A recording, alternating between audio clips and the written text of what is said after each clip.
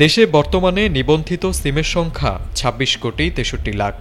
এর মধ্যে সক্রিয় সিম প্রায় ১৯ কোটি।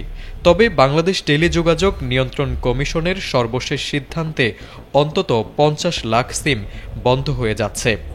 আজ ১ নভেম্বর থেকে একটি জাতীয় পরিচয়পত্রে সর্বোচ্চ ১০টি সিম ব্যবহারের সীমা কার্যকর হওয়ায় যেসব গ্রাহকের নামে এর বেশি সিম ছিল তাদের অতিরিক্ত সিম এখন ডি-রেজিস্ট্রেশন করা হচ্ছে।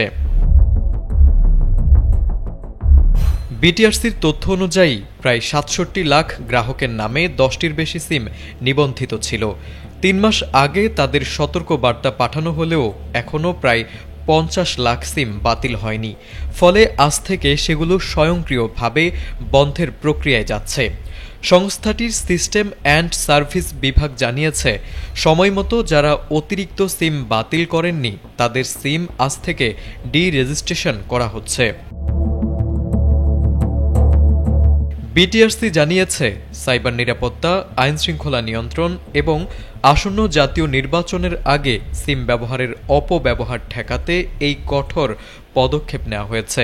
এক ব্যক্তি একাধিক সিম ব্যবহার করে বিভিন্ন ধরনের অপরাধ, প্রতারণা বা ভুয়া প্রচারণায় জড়াতে পারেন। এই ঝুঁকি কমাতেই সীমাবদ্ধতা নির্ধারণ করা হয়েছে।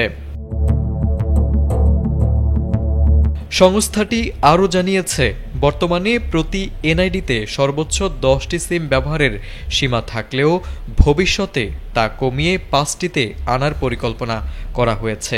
এতে করে টেলিকম খাতে সঠিক ব্যবহার নিশ্চিত হবে এবং অবৈধ বা ভুয়া সিমের সংখ্যা উল্লেখযোগ্যভাবে কমে আসবে বলে আশা করছে বিটিআরসি। বিশ্বব্যাপী সিম ব্যবহারের দিক থেকে বাংলাদেশের অবস্থান নবম।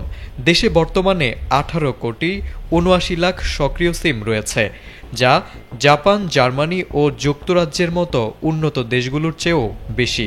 প্রযুক্তি ব্যবহারে বাংলাদেশের এই অগ্রগতি যেমন ইতিবাচক, তেমনি এর অপব্যবহার রোধে সচেতনতা ও নিয়ন্ত্রণ আরও জোরদার করা জরুরি বলে মনে করছেন বিশেষজ্ঞরা।